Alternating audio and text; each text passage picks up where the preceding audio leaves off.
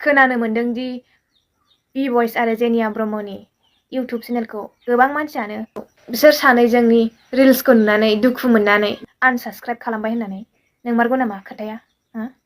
न' दानिया क्रासानो नोंसिना सोरजोंबासो लाजाबाय गैला दाना सोरखौबा नायबावदो नोंसोरो।